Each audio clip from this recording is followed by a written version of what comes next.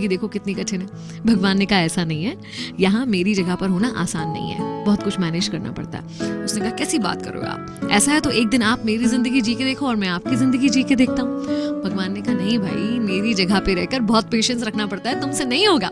उसने कहा जरूर होगा, आप मुझे मौका दो, आप जो कहोगे जैसा कहोगे करूंगा, लेकिन एक दिन के लिए मुझे भगवान बनने दो और आप एक साधारण इंसान बन के जी के देखो। भगवान मान गए, लेकिन भगवान ने कंडीशन रखी कि बहुत सारे लोग आएंगे, तुमसे कुछ भी कहेंगे, लेकिन तुम्हें रिएक्ट नहीं करना है। वो तुमसे चाहे प्रार्थना करें, चाहे तुम्हें अच्छा बोले बुरा बोले, तुम्हें सीधे खड़े रहना है, ना तुम्हें कुछ बोलना है, ना अपनी जगह से हिलना है, बिल्कुल मूर्ति की तरह ही खड़े रहना। उसने कहा ठीक है, इसमें कौन सी बड़ी बात है, मैं कर लूंगा।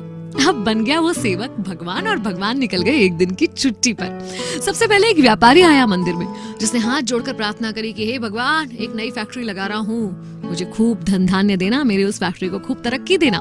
ऐसा बोलते हुए जैसे ही झुका तो उसका वॉलेट गिर गया, वॉलेट वो वहीं भूल कर चला गया।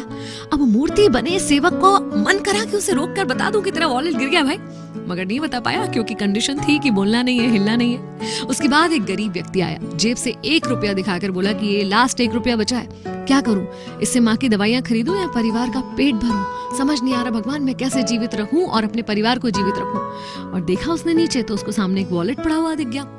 हे भगवान, धन्यवाद, धन्य हो, तुमने तो मेरे सारे संकट दूर कर दिए, पैसों से भरा हुआ ये वॉलेट मुझे दे दिया। इसके मन में आया कि अरे मैंने नहीं दिया, ये चोरी करके जा रहा है, इसे रोक लूं। लेकिन कंडीशन वही थी कि ये बोल नहीं सकता है और हिल नहीं सकता है। तीसरा व्यक्ति एक नाविक वहां पर आया, एक सेलर, जो कि जहाज लेकर 15 दिन के लिए समुद्र में जाने वाला था। प्रार्थना करने आया था अपनी सुरक्षा की, कि वो सुरक्षित सफर से अपने परिवार के पास वापस आ सके। वो प्रार्थना कर ही रहा था कि व्यापारी आ गया पुलिस को लेकर। देखिए देखिए, इसने ही मेरा वॉलेट चुराया है, क्योंकि मेरे बाद मंदिर में यही आया है। पुलिस उसे पकड़ कर ले जा रही थी और अब उस सेवक से बर्दाश्त नहीं हुआ कि इनफ इज इनफ, अब मैं और मूर्ति नहीं बन सकता, अपनी आंखों के सामने इतना गलत होता हुआ नहीं देख सकता।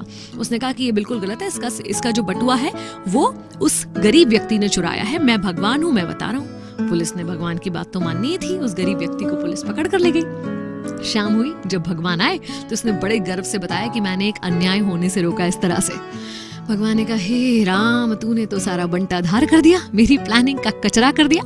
वो जो धनी व्यक्ति आया था, उसने बहुत कुकर्म करके, काले कर्म करके पैसे को कमाया है। अगर उसका पैसा एक गरीब व्यक्ति के काम आता तो उसके पाप थोड़े कम हो जाते।